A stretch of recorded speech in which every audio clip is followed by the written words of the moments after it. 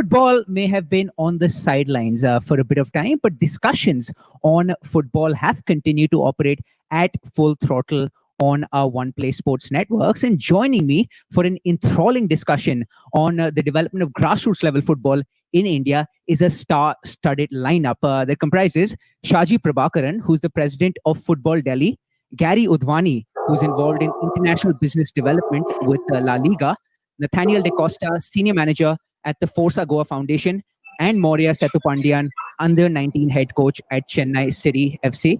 Gentlemen, before we get into the serious stuff, I have to ask you guys, how happy are we about the fact that football's back on the menu? Of course, the major European leagues, the La Liga, Serie A, the Premier League, back in action. In India also, slowly but surely, I'm guessing coming closer to the resumption of football in other sports as well.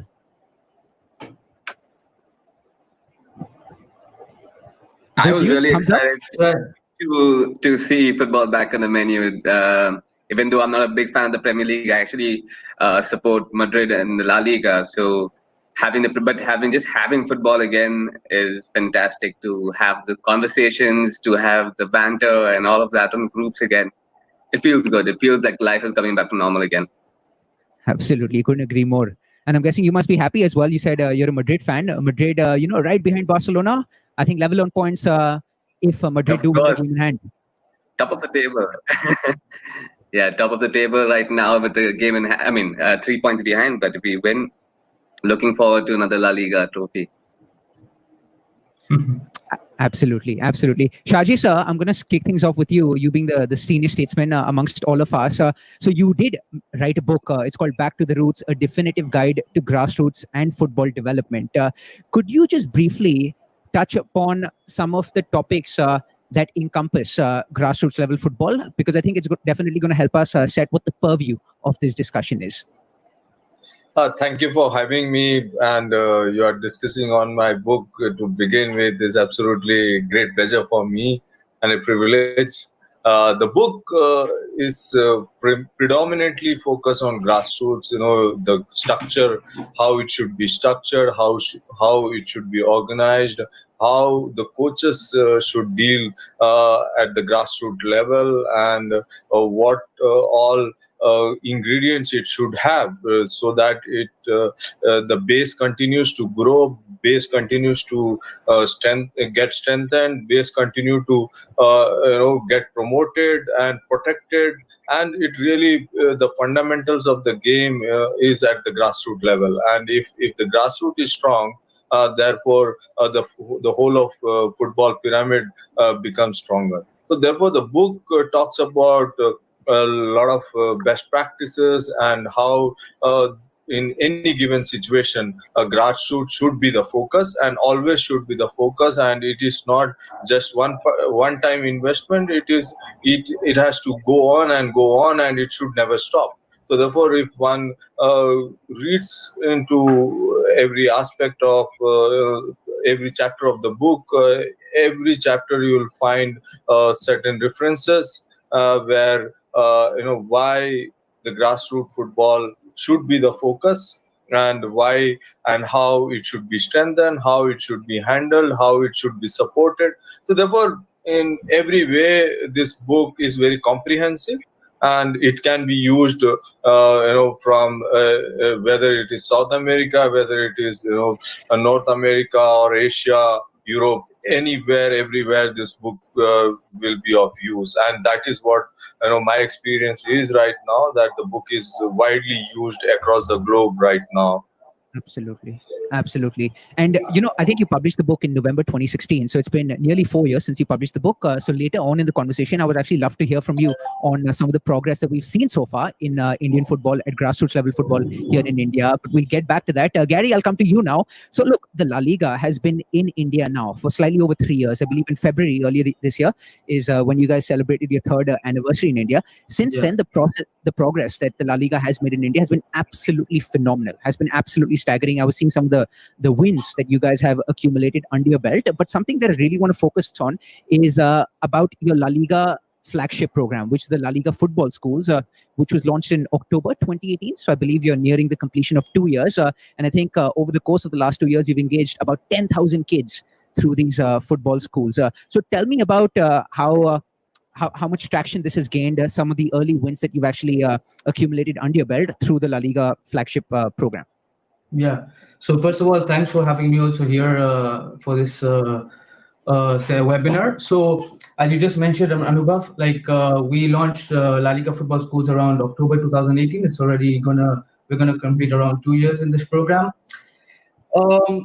Just to go back to the present, how we are currently, as you know, due to the lockdown in the country, we've had to reinvent ourselves in terms of the circumstances which are now currently happening in India.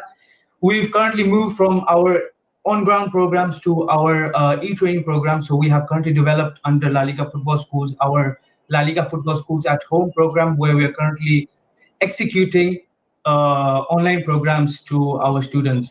We have currently reached around 1,500 students already since March, since the lockdown began in the country.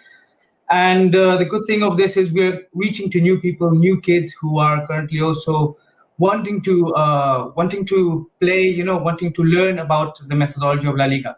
Going back to the past, of course, we as I said, we launched in October 2018, and currently we have. Well, before the lockdown, we had 31 centers. We work with in-school and after-school, which means that in school we work closely to our schools, to different collaborations with different schools around India. And after school is like the typical program we have, which is pay and play. The main objective of this is what we've currently developed under La Liga Football Schools is creating a platform for more people, more kids, more students to play the actual game. It is important for them to have this infrastructure, have this platform where they can join us, learn from our methodology, learn from La Liga's methodology, and above all, which is very important, and I always say, is learn and gain experience. They have to have fun in order to try to increase their level, and you never know what can happen. And of course, it's just play, learn, have fun, and many people want to reach a professional, but it's actually very hard. In Spain, absolutely, it's like 0.1% reach a professional, but it's just having fun, which is important for us. Right. And before I move to Nathan, would love to ask you, how has the program been so far over the last 2 years? Would you call it successful? Are you definitely thinking of expanding some of the outreach through this program? Definitely. We are already currently present in 14 different cities. And with this online program, we're currently reaching more. So we're expanding to new cities where we didn't have our online programs. So yeah, we are currently expanding. And apart from what we're doing important activities under the umbrella of La Liga Football Schools, such as, for example, every year we take 4 students from our schools to Spain to train with a La Liga club. Last year, we had 4 students who were chosen under some practices, trials we did in different regions, in different camps we organized around Bangalore, Mumbai, and Delhi. We took these 4 kids to train with the La Liga club, which was Leganés last season during 15 days, with the objective of, as I mentioned again, having fun, learning, and gaining experience from the kids in Spain. This year we also had 4 students chosen. We had 2 girls and 2 boys who were going to fly to Valencia. But unfortunately, due to this lockdown, we've had to postpone it. So we're doing a lot of activities under La Liga Football Schools, which is with the main objective, of course, expanding our program.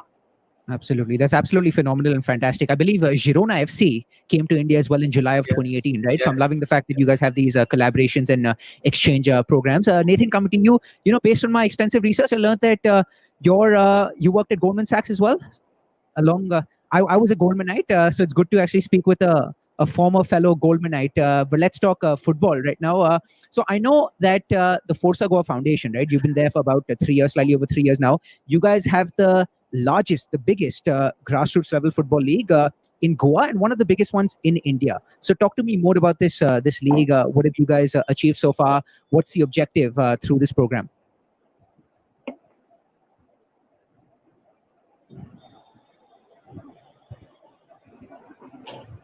Nathan, are you there?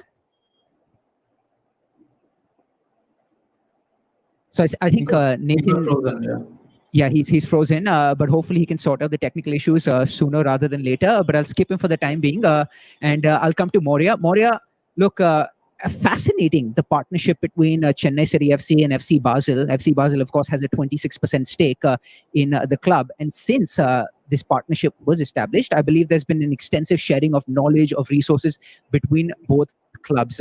Massimo Ceccaroni, right, who was the head of the academy at FC Basel for 9 years, has now permanently shifted base to India. So that's a big win for Chennai City FC, as well as for youngsters in India who are looking to make it big at the club level, at the international level.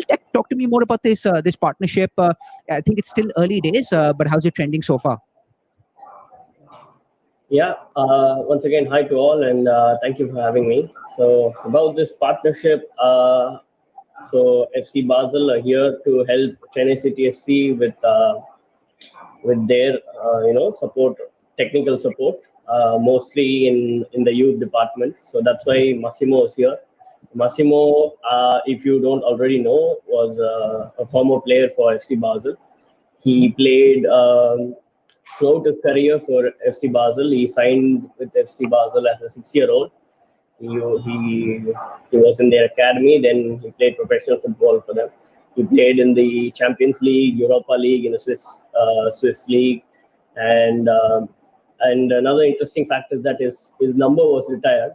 It's one of the only two numbers to be retired. His number, the number 2 and the number 12. That's right. So he's kind of a cult hero, a legend in the FC Basel. So, and then moving on, he went into coaching, and then later he was the head of the academy at FC Basel for the past 9 years, like you said. And then, him moving here is a big statement. So they are very serious about it. And you've been working very closely with him, right? Especially on the scouting front. So what is some of the work that you guys have done on the scouting front? So we've been not just scouting, we've been preparing ourselves to set up this academy. So we're setting up a new residential academy for Chennai City. And one of the things that we did is the scouting, looking for players for the youth program. But also we've kickstarted the coach-to-coach program. That is FC Basel's, coaches sharing their knowledge with the Chennai City FC coaches, youth coaches. That's right. So that's been going on as well. Brilliant. Nathan, coming to you, I was mentioning, I'm not sure if you were able to hear me, but I was mentioning that I believe you worked at Goldman Sachs as well, right? So we're both former Goldmanites. Talking about football, which is the topic of discussion today. I know the Forza Goa Foundation has the biggest grassroots level league in Goa, and one of the biggest ones in India that you guys are running. So talk to me more about these tournaments that you guys hold for both boys as well as for girls. Right. So it's called the Little Golf League. Is like the main the animal and the logo that's on our logo at the club.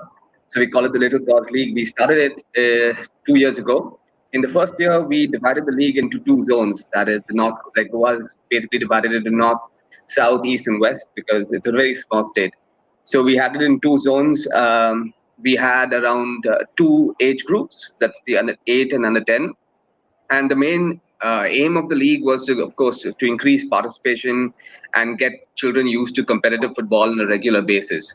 So in Goa, what happens is at a school level, there are tournaments. There are a lot of opportunities for children to play, but they are like I said, tournaments. So if they have a bad day or they have a bad game, they get knocked out, and that's it. That's the end of the tournament for them. So if a team is not playing regularly, or not advancing through a tournament, they are playing around 3 matches a season, and that's about it. So the idea behind the league was to give them competitive opportunities to play on a weekly basis, get coaches involved, to get the parents and community involved. We're happy to say that it has actually grown over the last year. Last year, we increased the number of centers to include Vasco, which is another zone. So we had a north, central, and south zone.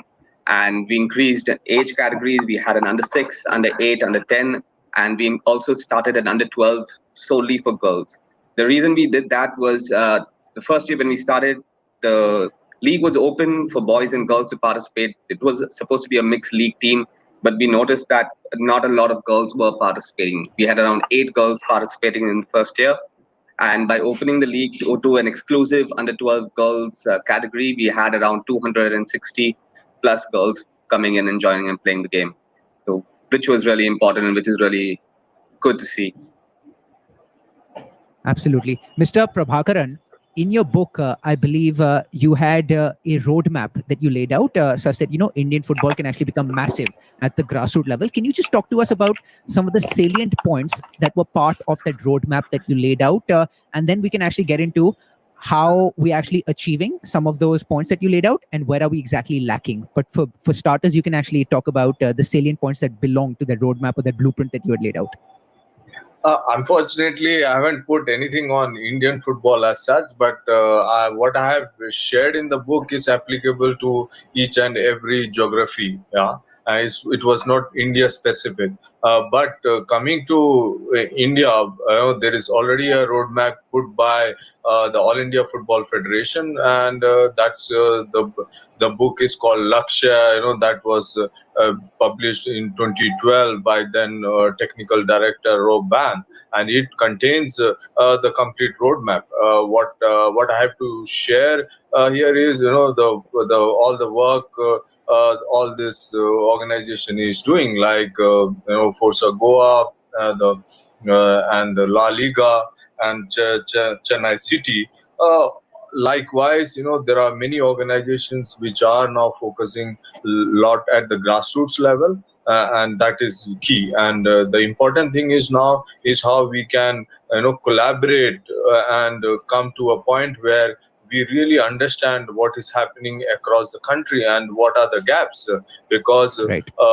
We need to spread the game to every nook and corner of the country, and this game must reach to the village as well, because now most of the activities are concentrating only at the urban localities, and the villages are really not connected to football at maybe few, but not at an organized level, and that is where football has to reach, and that is where we will be able to justify what the population we have. Still, the number of children playing based on the population we have is still not enough. We need to have 20 million to 60 million kids playing football, and that would be the base we need to create, and that's how we will become a talent hub for the world, and that is the potential we have. And some of these great works need to be replicated across the country, and we need to connect and build a structure. Right now, still the structure is there, but the structure is not well rooted to every corner of the country, and that is where we need to have collaboration, so that every resources we can pool in and see how we can touch more and more kids, and that is very important. If more kids play, we will ultimately see a better society in every way, and definitely we will find few talent which would be of will ultimately become superstars, and that is what we need. And if that happens, we will never struggle to find a player of that level, where the La Liga will think, okay, how the La Liga clubs will think how we'll recruit from India. Right now, it is not happening that way. We are looking to Spain to find players for our league, and that has to change in another 10 to 15 years time. It cannot happen so fast. We really need to work hard at every level, and grassroots is one aspect, but going forward, how we put an elite player development structure, that is still is not there. It's some players, the players are still coming by accident, not by design. That is what is happening. But I am sure, these ISL clubs, once they get strengthened, they have resources. They will put resources into player development as well, and we will see more clubs in our structure who would focus on developing players, and that is where we will, produce a winning team which will dominate in Asia. Absolutely. It's fascinating what you mentioned. You talked about how players are coming by accident, not by design. Of course, taking nothing away from the massive success that we've achieved already, right? But we should be honest about the fact that there's still work left to be done, right? Gary, I think you have a beautiful view in the sense that, you've seen what the lay of the land looks like in Spain, and now you have a good sense of what it's like in India as well, based upon feedback that you must be hearing from some of the coaches that are part of the La Liga football schools, based upon your visits to India as well. What do you think is the fundamental difference for these kids starting out? Is it the mentality? I do know that in Spain, you start playing football pretty much when you're as early as you're able to walk, right? In India, that might be the case for cricket, not for football. In football, you might have to be forced to actually get into it. So, is it the mentality when it's starting out? Are parents not encouraging their kids enough, or is cricket too big a competitive factor as well? I think apart from mentality, it's more like platforms, creating platforms for children to help them participate, play this game, and of course learn from this. As Mr. Saji said, right, we have to create a proper structure where we can't only focus on urban areas, go to the villages. So we have to create this platform where kids also in the villages can participate and learn from the sport. We're doing this with our e-training programs. Of course, it's not the on-ground program what we currently do, but we're reaching to new people who would never have the chance to participate unless they have this platform. But with this e-training, they're learning, doing some physical, tactical, technical, mental habits. We're helping them with nutrition also. And I think something very important which is happening currently in India, and I've been seeing during these 2 years, is also the All Indian Football Federation is currently focusing a lot on the baby leagues. I think it's very important what they're doing, because they're creating platforms, proper structure in different areas, in different areas of the country where it was not possible to reach before.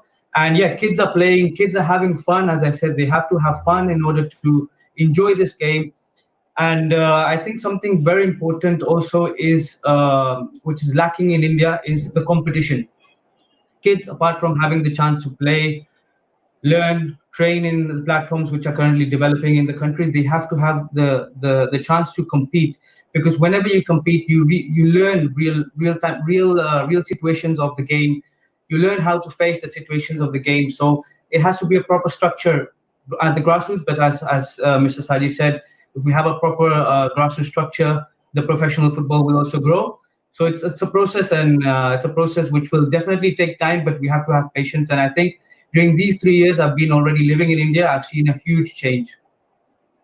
Absolutely. And I believe the La Liga football schools, right? You guys have already established bases in multiple cities all across India, but I'm guessing slowly but surely you also want to enter into some of the rural and the village territories as well, right? Definitely. Once you've sort of established a wide base in the major cities, which you've already done. Yeah, definitely. So we're already working with this metropolitan areas, right, where we know our target audience is there, but slowly we're gonna increase. We're gonna focus in these villages, in rural areas. It's a slow process. We cannot focus very quickly in different states and different cities, but it's a slow process. We've seen that there is an audience, because as I said, with this e-training we've done, we reach in a month 350, 360 new students from areas where we never had these physical trainings. So we've seen people already registering to our program, registering to our e-training. So we know we have targets already there. We have kids wanting to learn our methodology. So slowly we will definitely help them and reach these areas where it was impossible to reach before, because we didn't even know that existed. Like we didn't even know that there was a target. And with this online program, we're seeing that they really want this. They want to learn the methodology and learn about the game, of course. Absolutely. And, we spoke about certain communities being underserved, or kids in India being underserved. I think more so children who are girls in India. Nathan, I do know that the Force of Goa Foundation has a program. It's called Girls Score Goals. I believe that's a tournament that you guys host perhaps every year, every season, just to encourage female participation. And it's an all-girls tournament. Tell me a bit more about the initiative. And I believe based on some of the pictures that I saw on Instagram, I think girls have really taken to the tournament like a fish takes to water. So Girls Go Goals is a campaign. It's not an individual tournament. So it's a campaign that we are pushing out to try and get more girls to come and play the sport. It's spread across. Besides just getting girls to play on, like children coming and playing on the field, we also have trying to increase the number of female coaches. Because when we started out the programs around 4 to 5 years ago, our programs were always inclusive. We always wanted girls and boys to come and train and play. But we realized that not a lot of girls were coming to the field. So when we started asking questions, started talking to the parents, to the school teachers, to the physical education teachers. One of the key things they said was that we don't have enough female coaches. So that's when we put a concerted effort to start training. We started doing D licenses for women. We started doing community coaching programs for women. We had around 15 coaches, which were all male. So we made an effort to hire female coaches within our program. We have now 2 female coaches, one in the north and south. And like I said, whenever we see a gap that women are not coming out, we try to understand what is the systematic gap that is there within the environment and try and address that. We don't just say, okay, we have a campaign or we have a project. We try and see and understand what is the issues, underlying issues that the community is facing, and then we try and address those gaps through our programs. And what are some of those issues that you were referring to? What are maybe the 1 or 2 major ones that you've seen so far based on experience? One, like I said, we don't have enough female coaches, and 2, we don't have the infrastructure ready.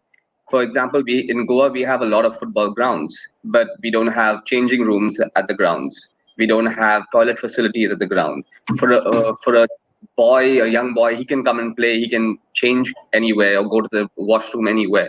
I mean, that's how we use it in India. But for a girl to come and do that is not possible. And those are questions or issues that we don't even think about. Like we only started addressing those issues when we started finding out about these issues, when parents started talking to us, when girls started talking to us about these issues. And now we have another campaign called Fields of Dreams, where we are trying to find investors to go and set up fields. When we have good ground, we want to do more than just have them as playing pitches. We want the community to come in and use the ground. We want to set up changing rooms, washrooms, storage facilities. So these grounds can be used and accessed by everybody, not just boys, but girls, children with different abilities, children with mental health issues. Anyone can come in and use those grounds. That's the aim of what we want to do. Absolutely. And Gary, Nathan did speak about a couple of issues and how the Forza Goa Foundation has actually addressed some of those issues after they came to the surface. Would you echo his sentiments? Because I believe even the Laliga Football Schools has partnered with the Vicente Ferrer Foundation in promoting football amongst young girls, especially in rural areas such as Anantapur. Am I right? Yeah. True. No, we're also focusing a lot on everything related to foundation and anything relation to women's football.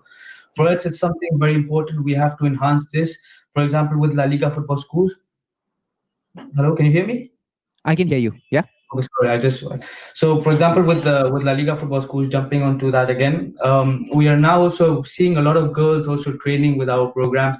Just to mention what I just said before, right? That this year we were taking 2 girls to train with the La Liga club, to train with Levante in Valencia this season. So they have a huge potential. They know the sport, they know the game. So we're focusing a lot on women's football. And with the Vicente Ferrer Foundation also, we're working currently with this foundation in order to enhance women's football. And also we're focusing a lot on in terms of coaching. As Nathan said before, it's important because there's a lack also of facilities, and in terms of coaching and education for women. And with Vicente Ferrer, apart from training with kids, giving them the support, we're also implementing coaching education systems with Vicente Ferrer, where we're educating not only women's but also men's football in terms of coaching, everything related to coaches, because there's a huge lack of coaching education systems in the country. Coaches are not well prepared for this, and we've seen that there's opportunity there to show them, because if football grows in the country, La Liga grows. So we invest also currently a lot in this aspect.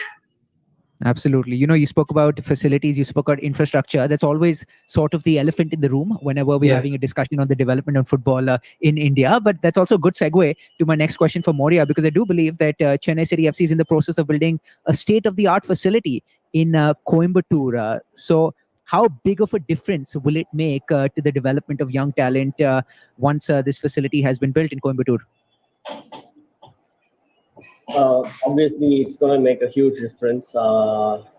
because you see in Chennai we don't have too many fields, too many facilities of really good quality, even for the senior football. So I think, and I think it's a problem that exists in all urban cities. So we don't have enough space or enough grounds that we can use, and that's one of the reasons why we had to move to Coimbatore. And yeah, we're hoping it's going to make a huge impact.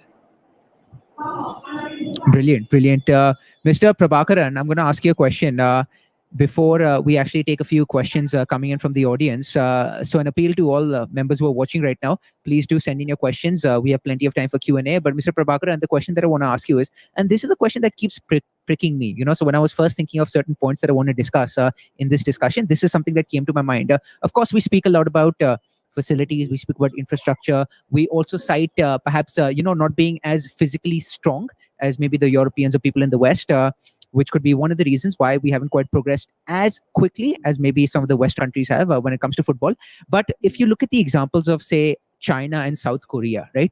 Both countries have produced solid talent that have actually gone on to play in some of the biggest European leagues, and not just the biggest European leagues, but the biggest clubs in those biggest European leagues. So what are countries that are neighbors, like the likes of China and South Korea, doing differently compared to what India is doing right now? And how can we actually close the gap? I think I won't put China there, but yes, Korea Republic, Japan, China has just started, 5-6 years.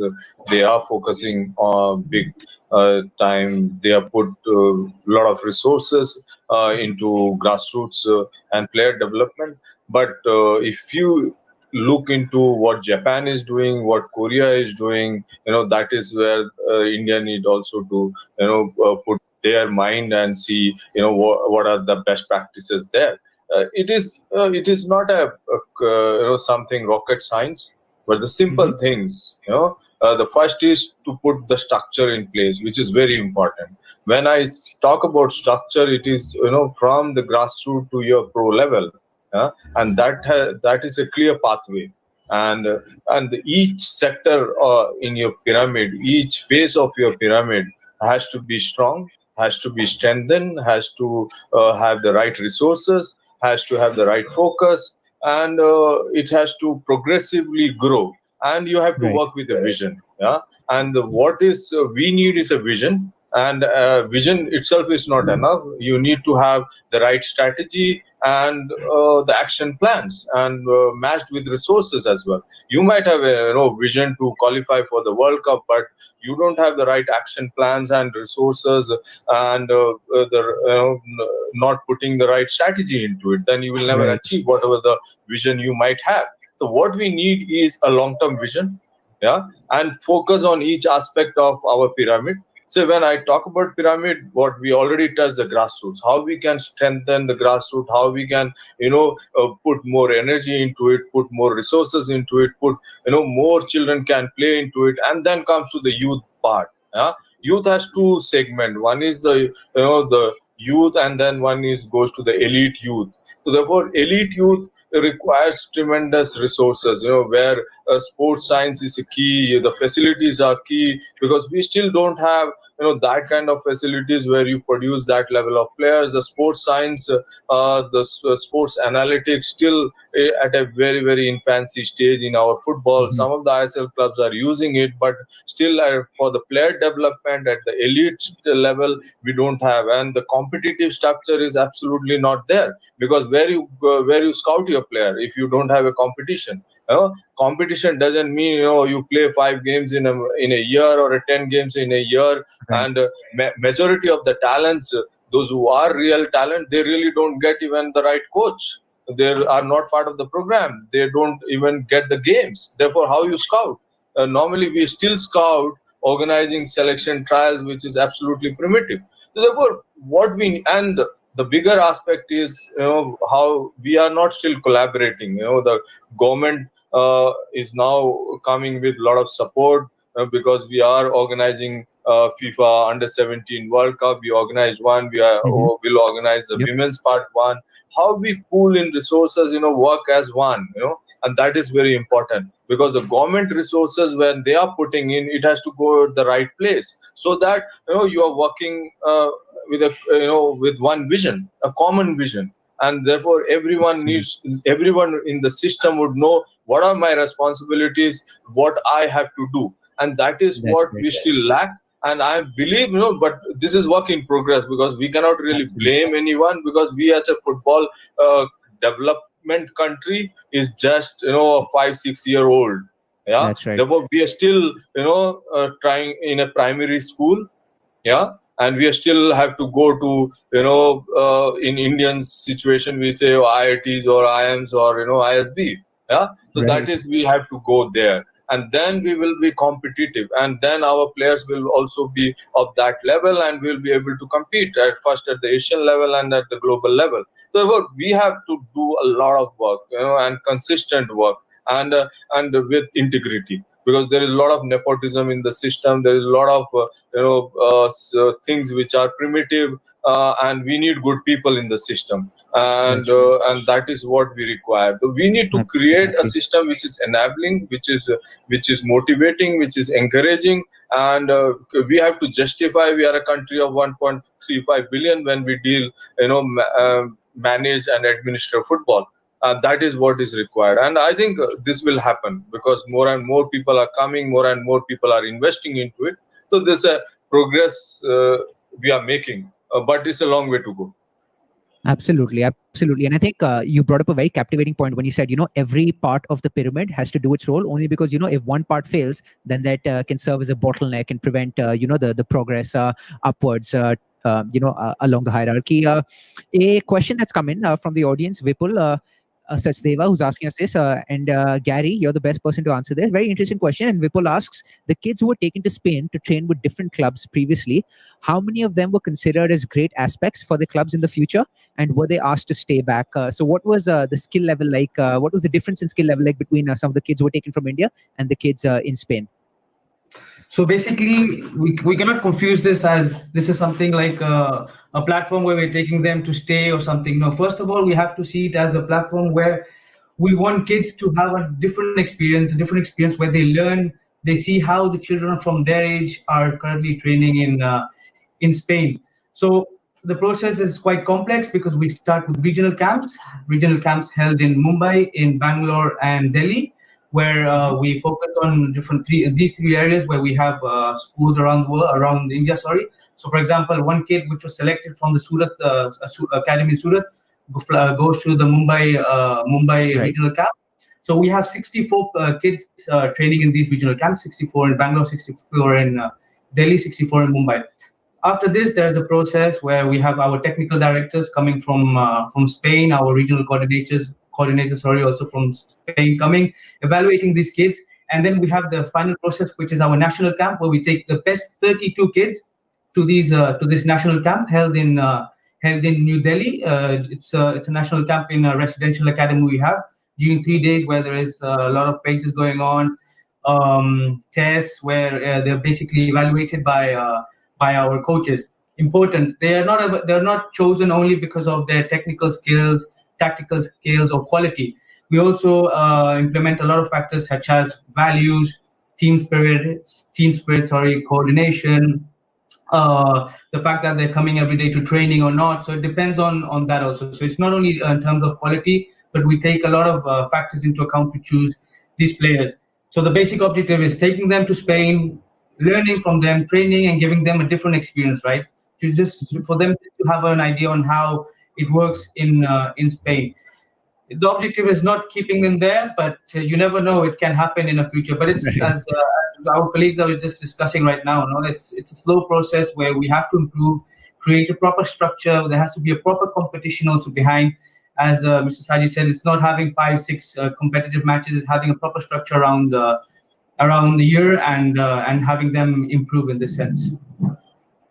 Absolutely. And there's a question coming in on Hello. This is Ajay, who's asking us, can you talk to us a bit more about how we can secure the financial future of aspiring footballs? How can we incentivize them to commit fully to a career in football without having to worry about the finances? I think, Moria, this might be a good question for you to answer, because I do know the Chennai City FC program, the youth program, is structured in such a way that you actually do promote them to educate and actually perhaps fund their education as well at the junior level as well as the college level, such that, in the unlikely event that they can't make it big, they can't go pro in football, they still have this degree or this education as part of the repertoire.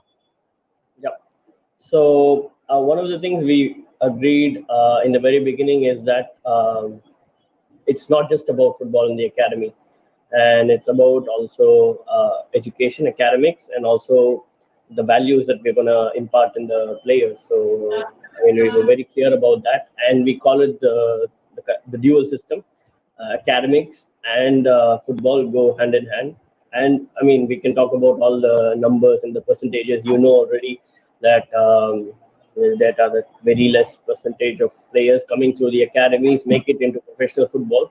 So it's always like that. And to stay in professional football for a long time is also a hard task. So players need to be equipped with a lot of other skills and qualifications in order to survive. So that's what we're looking at. So, but then to produce a star, you need a lot of other players also in the academy. So we know very well that if we have maybe 100 players coming out of the academy, maybe 10 make it big. Mm-hmm. Others, they're going to have to do something else. So it's just how it works. So the academy is not just to make these stars, but also to make sure all of these players that go out of the academy, their lives are sorted and they're equipped with the necessary skills to lead their lives and be good citizens of the country. Makes sense. And Pulkit Sankhala here asking us a question, and I guess anyone can answer this question. He's saying, it is understood that mental health development is paramount for youth programs. How much of it is considered in India? Is it put into practice? And I'll just give you my experience. So I was recently, when I say recently, this was about 6 months back, in early February, late January. I was in Dubai for a tournament. This was the Under 13 Dubai Intercontinental Cup. And this was the Spanish soccer schools that was hosting the tournament, and One Play Sports was the broadcasting partner. And you had the under 13 teams of various different clubs from all over the world, the likes of Real Madrid, Arsenal, FC Barcelona, AC Milan, there at the tournament competing. And I was speaking with one of the youth team coaches of Real Madrid, and he mentioned to me that at a very, very early age, at the age of 10, 11, 12, these young players are working with sports psychologists, with psychiatrists at the club, just so that they can strengthen their mental fortitude. Because the worst thing that can happen is a player has lots of talent but doesn't quite live up to the talent only because he or she wasn't mentally strong enough. So is this something that's being considered in India as well? Mr. Prabhakaran, you might be the best person to answer this, but I would love for others to chip in as well. See, we are still at a very, very basic level of doing things, and maybe some of the academies, they might be doing this as part of their holistic development program, but it is our program are mostly coach centric. It is not very what I would say still evolved as a balanced program. And that is because of that structure what I was talking, and that what you say institutional driven programs. Because if it is institutional driven programs, then you will have this holistic part. Because if you go to a school, you are supposed to go through everything, and that is what holistic part is. And football must provide that opportunity so that this mental aspect is taken care. Because right now in 95% of cases these are handled by coaches, and more. And if they are the coaches are well versed in understanding these scenarios, they might be handling it. Otherwise, this is one of the neglected areas in our football. And but what I feel is it has to be an integral part of the whole program, from the grassroots level, because that is where a lot of dropouts happens from one moves from 10 to 14. There are 70% of dropouts in football in India. I can say very clearly without having any statistics. That's a huge number, and majority of them maybe academic related. Maybe they divert their attention to something else, and maybe something the pressure of competition and the psychological aspect as well, because they don't enjoy the game anymore. And so therefore what football need to give is, apart from football, everything, means including football, every aspect of the life must be taken care. And if football is holistically done, then we will be able to retain all of them into football, and throughout their life they will be part of football. And that is what the program should be. And if you read my book, it talks about that, because how to retain a child throughout their life, and that is how we should be able to handle a kid in every way. It is not only about a physical aspect or the technical aspect or a tactical aspect. The mental aspect is key. How we handle them, the communication, the giving of freedom to children and empowering the children itself. Because many of the times we will see coaches so overpowering, they really don't give the freedom to the child to express. Even on the pitch, when they dribble, the coach starts shouting, "Oh, why don't you give one touch? I want one touch." A 10-year-old, 6-year-old, 7-year-old, that's gone. So that is the very basics of handling mental aspect. So this has to become a part of our coaching licenses to begin with, and then we should be able to put, once we have the resources, we should be able to put experts into our program, so that they will be able to handle, as you mentioned, of your Dubai's experience. That should happen. But unfortunately, right now, the resources is one of the issue, and the structure is one of the issue, and the institutional based program. Yeah. Absolutely. I'm very glad you brought that up, only because so far in this discussion, we've pretty much been focusing on the kids, right? The young girls, the young boys, but we haven't spoken enough about the coaches. So it's good that Mr. Prabhakaran brought that up. And in fact, Abhinandan Mukherjee here is asking us a similar question. He's saying, can you talk about the importance of coach development in India to get better players? Because I was speaking with Vishal Uppal, former India Davis Cup tennis player, right? And this is what he had mentioned to me. I'm not sure if, something similar is relevant to football as well. He said, look, we definitely have more tennis academies now, right? You wanted infrastructure. We have infrastructure now. Now the tennis academies, especially in the major cities, are at every nook and corner. But one of the ill effects, or one of the negative side effects, is that now, because of so many academies, there have been lots of quacks. That's the word used. Lots of quacks who've actually entered the system, So people who pose to be coaches, but don't quite have the credentials, the qualifications to be coaches, which sometimes inhibits the development of players. So is that something we ought to be wary of as well, when it comes to making sure that, the coaches are quality coaches who are imparting their knowledge and wisdom into the players? Anyone can go for it. Go for it, Gary. I can go. Yeah, I can just mention what we are currently doing in terms of La Liga football schools. Also, what I just mentioned, some minutes ago, for us, coach education systems, create this platform for them is super important, because La Liga football schools is in India. We will come, we will go, we might go someday, I don't know. But the future of India is going to be relied on the coaches, right? The coaches are the future of football in India, not La Liga football schools, not really any competition. The coaches are key.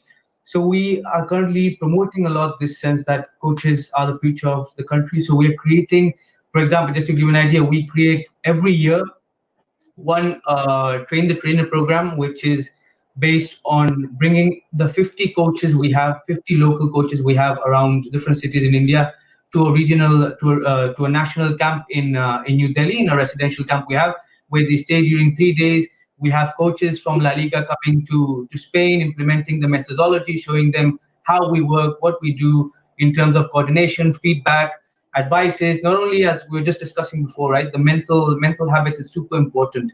Show the coaches how to implement this to the kids, right?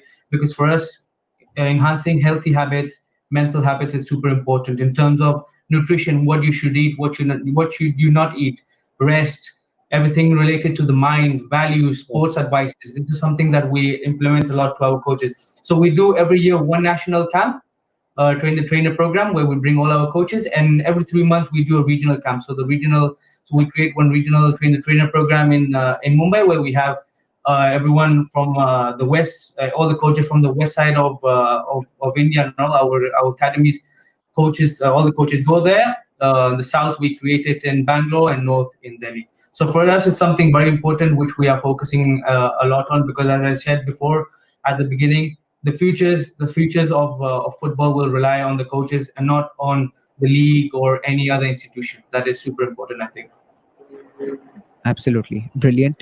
We have a question from Alain De Costa, and I might ask his namesake, Nathan De Costa, to answer this question for me. So it's a long question, but I'm just going to summarize it. I like the last part of the question where he talks about, are foreign tours important for elite players to cope with other countries? I think what he means is, are these foreign tours, exchange programs, Indian players traveling abroad, perhaps players from abroad traveling to India, important to facilitate the development of some of these Indian players? I do know recently, I think this was late last year, there was this PLISL Football Cup that had taken place, and the Reliance Foundation Youth Champs had actually defeated the Manchester United under-14 team 1-0 in a tournament. Of course, it was Chelsea. I think Chelsea under-14, they went on to win the cup, but that was definitely a big upset, the Reliance Foundation team beating Manchester United. So I'm guessing these tournaments taking place between the youth level teams of different countries is definitely a step in the right direction, provides good exposure to Indian youngsters.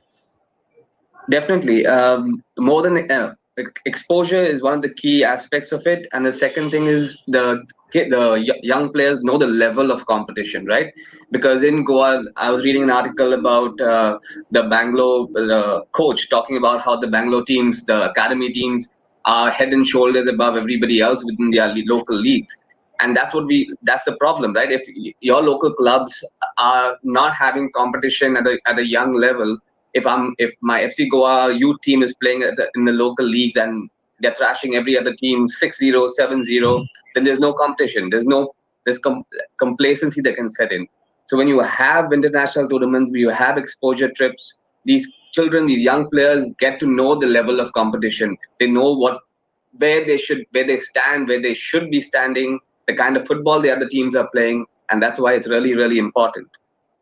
I remember there used to be a Milk Cup a couple of years ago where the Indian national team used to be going and playing against other countries, and we used to always do well I think it was an under-14 tournament, and India used to actually beat a couple of the European countries. But then what happened then was that we used to stagnate between 14 and when they turned pro, because while at that age other countries used to go ahead in terms of their nutrition, in terms of their training, we still stagnated at that level. So then we understand, okay, if we can beat them at an under 14 level, but then when we come to a pro level, we're not even close. We understand the difference. We understand where we have to come in and step in and fix the underlying issues. Absolutely. And this is something that Alain mentions as well, because if you read the first sentence, he says that Grassroots is developing in India, but is there enough competition after the age of 14 in India? So, you might say good development until the age of 14, after which, Nathan, as you pointed out, there might be a bit of stagnation. I want to end on a couple of different notes. So one of them being the importance of influencers now in promoting development of grassroots level football. I know, Gary, the La Liga has partnered with Rohit Sharma, a massive fan favorite here in India, given the fact that cricket is a religion and cricketers are gods or demigods. So how can certain veterans of the football industry, sports industry, influencers who are fans of football, who are football enthusiasts, play their role in promoting more and more kids to actually take up football? So we've identified that for us since I've come, and I've been following, of course, as being born in Spain, but with Indian roots. I've known since kid, the importance of following not only a cricketer but a Bollywood actor also has, right? So everyone follows Bollywood and cricket, right, in the country. So we focus a lot on this, on also working with influencers, with the main objective of promoting the league. So we've tied up with Rohit Sharma. With the main objective of promoting our league or our broadcast, which is something really regarding to marketing. But of course, we can also relate it a lot to grassroots. I think working with influencers is very important in order to promote the competition in grassroots and make more kids, more students from a young age start playing the sport. I think it's very important. Yeah. Absolutely, absolutely. And my last question, we can end on a slightly lighthearted note. What are the respective clubs that we support? We can be slightly biased here, Mr. Prabhakaran. I think it's very evident you support FC Barcelona. That's the picture I saw on your LinkedIn. And I believe a lot of your recent posts on Twitter also were regarding Lionel Messi. So I think I'm pretty sure you support FC Barcelona. Barcelona, just slightly ahead of Madrid. There's some competition as well right now. Nathan is a big Madrid fan. Some word of words, can we see that? No, see, I'm basically an Arsenal fan, and my my support to Barcelona is only because of Messi, because I follow Messi a big way, and that's what. And I few places to see Messi play. And that's what. But I'm a Arsenal fan. Unfortunately, we are down, badly hit right now. Hopefully, we will come back. Maybe we have to prepare ourselves for the next season, and the transfer window is key for us. And hope that he will get his budget to sign two good players in every position, and that's what I'm looking forward. Absolutely. And, speaking of signing players and extending contracts, David Luiz extended a contract with Arsenal earlier today. I'm not sure if that's good news or bad news for Arsenal fans. We've already spoken about Madrid, so I'll briefly skip you, Nathan. But Moria, where does your allegiance lie? I've been a follower of Manchester United since childhood. Yeah, but lately, I've been also following FC Basel for obvious reasons. So both teams have a game tonight. So I've had a nap in the afternoon, all set for back-to-back matches tonight. Absolutely. And FC Basel has seen some fantastic players coming out of its youth academy, the likes of Ivan Rakitic, Jordan Shaqiri, Granit Xhaka, Mo Salah. So we hope that their influence can actually help some of these some superstars from India to spring up as well. Gary, you belong to the La Liga, of course. I'm not sure if you're supposed to be bipartisan, but can you be partisan and mention which club that you support? No, well, I support basically all the clubs, but I can just tell you that since kid I've been following a lot my hometown